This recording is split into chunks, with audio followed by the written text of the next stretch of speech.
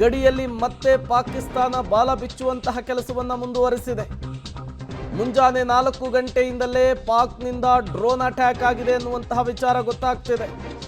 ಪಾಕ್ ದಾಳಿಯನ್ನ ಭಾರತೀಯ ಸೇನೆ ವಿಫಲಗೊಳಿಸಿರುವಂತಹ ವಿಚಾರ ಕೂಡ ಗೊತ್ತಾಗ್ತಿದೆ. ಜಮ್ಮುವಿನ ರಚೌರಿಯಿಂದ ಪಬ್ಲಿಕ್ ಟಿವಿ ಗ್ರೌಂಡ್ ರಿಪೋರ್ಟ್ ಅನ್ನು ಮಾಡಿರುವಂತಹದ್ದು. ಗಡಿಯಲ್ಲಿ ಪಾಕಿಸ್ತಾನ ಹೇಗೆ ಬಾಲ ಬಿಚ್ಚುತ್ತಾ ಇದೆ, ಸದ್ಯಕ್ಕೆ ಪರಿಸ್ಥಿತಿ ಹೇಗಿದೆ, ಸ್ಥಳೀಯರು ಈ ಬಗ್ಗೆ ಏನು ಹೇಳ್ತಾ ಇದ್ದಾರೆ, ಎಲ್ಲದರ ಬಗ್ಗೆಯೂ ಕೂಡ ನೇರವಾಗಿ ಪಬ್ಲಿಕ್ ಟಿವಿ ಗಡಿಯಲ್ಲಿ ನಿಂತು ಪ್ರತ್ಯಕ್ಷ ವರದಿ ಕೊಡುವಂತಹ ಕೆಲಸವನ್ನು ಮಾಡಿರುವಂತಹದ್ದು.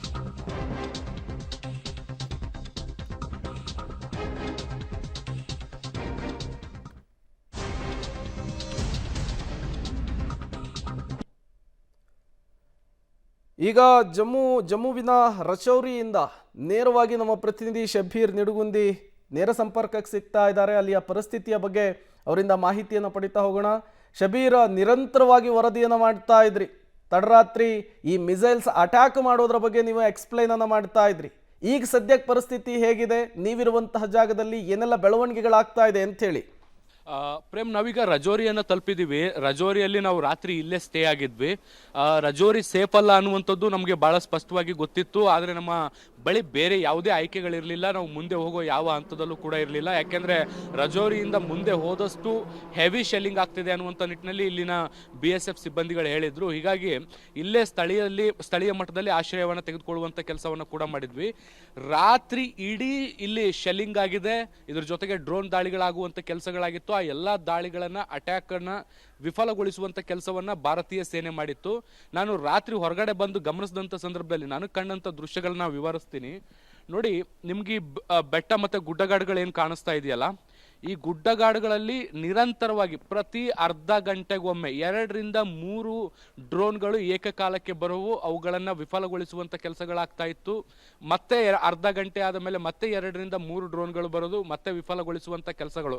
ಈ ಸುತ್ತಮುತ್ತಲಿನ ಏನು ವಾತಾವರಣ ನೋಡ್ತಿದ್ದೀರಿ, ಇದಿಷ್ಟು ರಜೋರಿಯ ಗುಡ್ಡಗಾಡು ಪ್ರದೇಶ, ಗ್ರಾಮೀಣ ಭಾಗದಲ್ಲಿರುವಂತಹ ಗುಡ್ಡಗಾಡು ಪ್ರದೇಶಗಳು. ಸೊ ಈ ಗುಡ್ಡಗಾಡು ಪ್ರದೇಶಗಳಲ್ಲಿರುವಂಥ ನಾಗರಿಕರನ್ನ ಗುರಿಯಾಗಿಸಿಕೊಂಡು ಪಾಕಿಸ್ತಾನ ದಾಳಿ ಮಾಡುವಂಥ ಕೆಲಸವನ್ನ ನಿರಂತರವಾಗಿ ಮಾಡಿತ್ತು. ಆದರೆ ಆ ದಾಳಿಗಳನ್ನು ವಿಫಲಗೊಳಿಸುವಂತ ಕೆಲಸವನ್ನು ಕೂಡ ಭಾರತೀಯ ಸೇನೆ ಮಾಡಿತ್ತು. ಇದಲ್ಲದೆ ರಜೌರಿಯ ಟೌನ್ ನಲ್ಲೂ ಕೂಡ ಒಂದಿಷ್ಟು ದಾಳಿಗಳಾಗಿದ್ದಾವೆ. ರಜೌರಿ ಸಿಟಿಯಲ್ಲಿರುವಂತ ಕೆಲವೊಂದಿಷ್ಟು ಆರ್ಮಿ ಬೇಸ್ಗಳ ಮೇಲೂ ಕೂಡ ದಾಳಿಯಾಗಿದೆ ಅನ್ನುವಂಥ ಮಾಹಿತಿಗಳು ಕೂಡ ಈಗ ನಮಗೆ ಸಿಗ್ತಾ ಇರುವಂಥದ್ದು. ರಾತ್ರಿ ಇಡೀ ಆಕಾಶದಲ್ಲಿ ಒಂದು ರೀತಿ ಏನಂತಾರೆ, ಬೆಳಕಿನ ಹೊಳಪು ನಿರಂತರವಾಗಿ ನೋಡ್ಲಿಕ್ಕೆ ಸಿಗ್ತಾ ಇತ್ತು. ಪ್ರೇಮ್, ಹೆಂಗೆ ಹೇಳಿ ಅಂದ್ರೆ ಇಡೀ ರಾತ್ರಿ ನಾವು ನಿದ್ದೆ ಮಾಡಲಿಕ್ಕೆ ಸಾಧ್ಯ ಆಗಿಲ್ಲ. ಆ ಮಟ್ಟದ ಶೆಲ್ಲಿಂಗ್ ಆಗ್ತಾ ಇತ್ತು. ನಾವಿದ್ದಂಥ ಒಂದು ಸಣ್ಣ ಕೊಠಡಿಯ ಗೋಡೆಗಳು ನಡಕ್ತಾ ಇತ್ತು. ಮೇಲಿದ್ದಂಥ ಮೇಲ್ಚಾವಣಿ ಶೇಕ್ ಆಗ್ತಾ ಇತ್ತು. ಆ ಪ್ರಮಾಣದಲ್ಲಿ ಶೆಲ್ಲಿಂಗ್ ಆಗ್ತಾ ಇತ್ತು. ಆ ಪ್ರಮಾಣದಲ್ಲಿ ಡ್ರೋನ್ ದಾಳಿಗಳಾಗ್ತಾ ಇತ್ತು. ಆಕಾಶದಲ್ಲಿ ದೀಪಾವಳಿಯ ಪಟಾಕಿ ಹೊಡೆದಂತೆ ದೊಡ್ಡ ಮಟ್ಟದ ಸೌಂಡ್ಗಳು ನಮಗೆ ನೋಡಲಿಕ್ಕೆ ಸಿಗ್ತಾ ಇತ್ತು. ಅಷ್ಟು ದೊಡ್ಡ ಪ್ರಮಾಣದ ದಾಳಿ ನಿರಂತರವಾಗಿ ಮಾಡುವಂಥ ಕೆಲಸವನ್ನು ಪಾಕಿಸ್ತಾನ ಮಾಡಿತ್ತು. ಕೇವಲ ರಜೋರಿ ಅಂತ ಮಾತ್ರ ಅಲ್ಲ, ರಜೋರಿಯಿಂದ ಮುಂದೆ ಹೋದಂಥ ಸಂದರ್ಭದಲ್ಲಿ ಪೂಂಚ್ ನಮಗೆ ಸಿಗುತ್ತೆ. ಅಲ್ಲಿಂದ ಒಂದು 50-60 ಕಿಲೋಮೀಟರ್ ಹೋದರೆ ಪೂಂಚ್ನಲ್ಲಿ ರಜೋರಿಗಿಂತ ಕೆಟ್ಟದಾದಂಥ ಪರಿಸ್ಥಿತಿ ಇದೆ. ಹೆವಿ ಶೆಲ್ಲಿಂಗ್ ಆಗಿದೆ ಅನ್ನುವಂಥ ಮಾಹಿತಿಗಳು ಕೂಡ ಇದ್ದಾವೆ. ಮುಂದಿನ ಹಂತದಲ್ಲಿ ಆ ಪ್ರದೇಶಗಳಿಗೆ ಹೋಗಲಿಕ್ಕೆ ಪ್ರಯತ್ನಗಳನ್ನ ಮಾಡ್ತಿದ್ದೀನಿ. ಭದ್ರತೆ ದೃಷ್ಟಿಯಿಂದ ಯಾರನ್ನೂ ಕೂಡ ಅಲ್ಲಿ ಬಿಡ್ತಾ ಇಲ್ಲ. ಈಗ ಸದ್ಯಕ್ಕೆ ನಾವು ಟ್ರೈ ಮಾಡ್ತಿದ್ದೀವಿ ಒಳಗಡೆ ಹೋಗಲಿಕ್ಕೆ, ಅನುಮತಿಯನ್ನು ತೆಗೆದುಕೊಳ್ಳಲಿಕ್ಕೆ. ಮುಂದೆ ಏನೇನು ಹಂತಗಳಾಗುತ್ತೆ ಗೊತ್ತಿಲ್ಲ. ಆದರೆ ನಿನ್ನೆ ರಾತ್ರಿಯ ಪರಿಸ್ಥಿತಿ ಇದೆಯಲ್ಲ, ಬಹುಶಃ ನಾವು ಹಿಂದೆ ಯಾವತ್ತೂ ಕೂಡ ಈ ರೀತಿಯಾದಂಥ ಸನ್ನಿವೇಶಗಳನ್ನು ನೋಡಿರಲಿಲ್ಲ. ಅಷ್ಟು ದೊಡ್ಡ ಪ್ರಮಾಣದಲ್ಲಿ ಶೆಲ್ಲಿಂಗ್, ಅಷ್ಟು ದೊಡ್ಡ ಪ್ರಮಾಣದಲ್ಲಿ ಡ್ರೋನ್ ದಾಳಿಗಳನ್ನು ಮಾಡುವಂಥ ಕೆಲಸಗಳು ನಿರಂತರವಾಗಿ ಪಾಕ್ ಮಾಡ್ತಾ ಇತ್ತು. ಅವುಗಳನ್ನ ಆಕಾಶದಲ್ಲೇ ವಿಫಲಗೊಳಿಸುವಂತ ಕೆಲಸವೂ ಕೂಡ ಭಾರತೀಯ ಸೇನೆ ಮಾಡ್ತಾ ಇತ್ತು. ಮತ್ತೊಂದು ಕಡೆ ನಾನು ಈ ರಸ್ತೆಯನ್ನು ತೋರಿಸ್ತಾ ಇದ್ದೀನಿ ನೋಡಿ. ಈ ರಸ್ತೆ ಇದೆಯಲ್ಲ, ಇದು ಜಮ್ಮುಗೆ ಹೋಗುತ್ತೆ.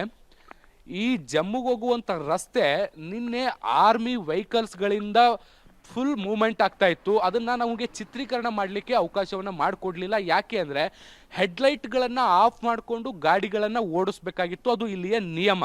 ಯಾವುದೇ ವಾಹನ ಆಗಿರಲಿ ತೀರಾ ಕರುಗಳಿದ್ರೆ ಲೋ ಬೀಮ್ನಲ್ಲಿ ಗಾಡಿಯನ್ನು ಓಡಿಸ್ಬೇಕು, ಅದರ್ವೈಸ್ ನೀವು ಹೆಡ್ಲೈಟನ್ನು ಆಫ್ ಮಾಡಿಕೊಂಡೇ ಗಾಡಿಯನ್ನು ಓಡಿಸ್ಬೇಕು ಅನ್ನುವಂಥ ನಿಟ್ಟಿನಲ್ಲಿ ಸೂಚನೆಗಳಿತ್ತು.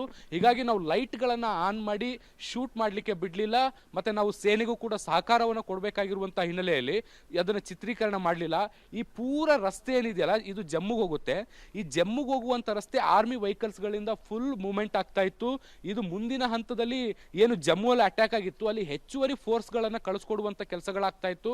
ಬೇರೆ ಬೇರೆ ಸೇನಾ ಬೇಸ್ಗಳೇನಿದ್ವು ಅಲ್ಲಿಂದ ಈ ರಸ್ತೆಯ ಮಾರ್ಗವಾಗಿ ಜಮ್ಮುಗೆ ಬಹಳಷ್ಟು ದೊಡ್ಡ ಪ್ರಮಾಣದ ಸೇನಾ ವಾಹನಗಳು ಕೂಡ ಮೂವ್ಮೆಂಟ್ ಆಗ್ತಾ ಇದ್ದದಂಥದ್ದು ಗಮನಿಸಿದ್ವಿ. ಇಡೀ ರಾತ್ರಿ ರಜೌರಿ ಮತ್ತೆ ಇದು ಸುತ್ತಮುತ್ತಲಿನ ಪ್ರದೇಶದಲ್ಲಿ ಬಹಳ ದೊಡ್ಡ ಮಿಲಿಟರಿ ಎಕ್ಸರ್ಸೈಸ್ಗಳು ನಿನ್ನೆ ರಾತ್ರಿ ನಡೆದಿದೆ. ಪ್ರೇಮ್, ಶಬೀರ್, ಸ್ಥಳೀಯರ ಈ ಬಗ್ಗೆ ಏನು ಹೇಳ್ತಾರೆ ಅಂತ ಹೇಳಿ, ಹಿಂದೆ ಈ ರೀತಿಯ ಅಟ್ಯಾಕ್ಗಳನ್ನು ಅವ್ರು ನೋಡಿದ್ರಂತ, ಕೇಳಿದ್ರಂತ, ಈಗ ಅವರು ಈ ಬಗ್ಗೆ ಏನು ಹೇಳ್ತಿದ್ದಾರೆ ಅಂತ ಹೇಳಿ.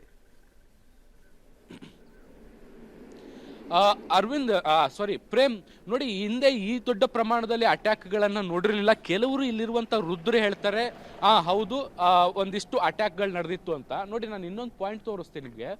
ಈ ಬೆಟ್ಟ ಏನು ನೋಡ್ತಿದ್ದೀರಲ್ಲ, ಈ ಬೆಟ್ಟದಿಂದ ಸರಿಸುಮಾರು 6 ಕಿಲೋಮೀಟರ್ ಆ ಕಡೆಗೆ ಹೋದರೆ ಪಾಕಿಸ್ತಾನ್ ಬಾರ್ಡರ್ ಅನ್ನುವಂಥದ್ದು ಸ್ಥಳೀಯರು ಹೇಳುವಂತಹ ಮಾತುಗಳು. ಈ ಬೆಟ್ಟ ಏನು ನೋಡ್ತಿದ್ರಲ್ಲ, ಈ ಕಡೆಯಿಂದಲೇ ನಮಗೆ ರಾತ್ರಿ ಚಿಮ್ಮಿ ಬರ್ತಾ ಇದ್ದಿದ್ದಂಥದ್ದನ್ನು ಗಮನಿಸಿದ್ವಿ. ಈ ಬೆಟ್ಟವನ್ನು ಹತ್ತಿ ಆ ಕಡೆಗೆ ಇಳಿದು ಸರಿಸುಮಾರು ಒಂದು 6 ಕಿಲೋಮೀಟರ್ ಟ್ರಾವೆಲ್ ಮಾಡಿದ್ರೆ, ಈಗ ನಾವು ಹೇಗೆ ಈಗ ಬಾರ್ಡ್ರಿಗೆ ಹೊಂದ್ಕೊಂಡಂಗೆ ಒಂದಿಷ್ಟು ಗಡಿ ಭಾಗದ ಹಳ್ಳಿಗಳಿದಾವಲ್ಲ, ಇಲ್ಲಿ ನೋಡಿ ನಿಮ್ಮ ಮನೆಗಳು ನೋಡ್ಲಿಕ್ಕೆ ಸಿಗ್ತಾ ಇದಾವೆ, ಈ ಗಡಿ ಭಾಗದ ಹಳ್ಳಿಗಳಿವು. ಇದೇ ರೀತಿ ಆ ಭಾಗದಲ್ಲೂ ಕೂಡ ಒಂದಿಷ್ಟು ಗಡಿ ಭಾಗದ ಹಳ್ಳಿಗಳಿದಾವೆ. ಅಲ್ಲಿಂದ ಅರೌಂಡ್ ಒಂದು 6 ಕಿಲೋಮೀಟರ್ಸ್ ಹೋದರೆ ನಮಗೆ ಪಾಕಿಸ್ತಾನದ ಇಂಟರ್ನ್ಯಾಷನಲ್ ಬಾರ್ಡರ್ ಸಿಗುತ್ತೆ ಅನ್ನುವಂಥದ್ದು ಸ್ಥಳೀಯರು ಹೇಳುವಂಥ ಮಾಹಿತಿಗಳು. ಸೊ ರಾತ್ರಿ ನಾವು ನೋಡುವಂಥ ಸಂದರ್ಭದಲ್ಲೂ ಕೂಡ ಈ ಕಡೆಯಿಂದಲೇ ಮಿಸೈಲ್ಗಳು ಅಥವಾ ಡ್ರೋನ್ಗಳು ಚಿಮ್ಮಿ ಬರ್ತಾ ಇತ್ತು. ಸ್ಥಳೀಯರು ಹೇಳೋ ಪ್ರಕಾರ, ಎಸ್ಪೆಷಲಿ ಯೂತ್ಸ್ ಹೇಳೋ ಪ್ರಕಾರ, ಈ ರೀತಿಯಾದಂತಹ ಘಟನೆನ ನಾವು ಯಾವತ್ತೂ ಕೂಡ ನೋಡೇ ಇರಲಿಲ್ಲ. ಇದೇ ಮೊದಲ ಬಾರಿಗೆ ಈ ರೀತಿಯಾದಂಥ ಘಟನೆಗಳನ್ನ ನೋಡ್ತಾ ಇದ್ವಿ ಅನ್ನುವಂಥ ನಿಟ್ಟಿನಲ್ಲಿ. ಆದರೆ ಇಲ್ಲಿರುವಂಥ ಕೆಲವರು ವೃದ್ಧರು ಹೇಳುವಂಥದ್ದು ರಜೌರಿಯಲ್ಲಿ ಇದಕ್ಕಿಂತ ಭೀಕರವಾದಂಥ ದಾಳಿಗಳನ್ನು ನಾವು ನೋಡಿದ್ವಿ ಅನ್ನುವಂಥ ನಿಟ್ಟಿನಲ್ಲಿ ಅವರು ಕೂಡ ಅಭಿಪ್ರಾಯಗಳನ್ನ ಹೇಳ್ತಾ ಇದ್ರು. ಪ್ರೇಮ್, ಶಬೀರ್, ಒಂದು ಕಡೆ ಪಾಕಿಸ್ತಾನದಿಂದ ನಿರಂತರವಾಗಿ ದಾಳಿ ಆಗ್ತಾ ಇದೆ, ಅದಕ್ಕೆ ತಕ್ಕ ಪ್ರತ್ಯುತ್ತರವನ್ನು ಕೂಡ ಭಾರತ ಕೊಡ್ತಾ ಇದೆ. ಅದರ ನಡುವೆ ಇವತ್ತು ಬ್ಯಾಕ್ ಟು ಬ್ಯಾಕ್ ಮೀಟಿಂಗ್ಗಳು ಕೂಡ ಭಾರತದ ಕಡೆಯಿಂದ ಆಗ್ತಾ ಇರುವಂಥದ್ದು. ಎಲ್ಲಿಗೋಗಿ ನಿಲ್ಲಬಹುದು ಈ ಎಲ್ಲ ಬೆಳವಣಿಗೆಗಳು ಅಂಥೇಳಿ? ಪ್ರೇಮ್ ನೋಡಿ, ಬಹಳ ಸ್ಪಷ್ಟವಾಗಿ ಕಾಣಿಸ್ತಾ ಇದೆ ಇದು ಯುದ್ಧದ ಮುನ್ನುಡಿ ಬರದಾಗಿರುವಂಥದ್ದು.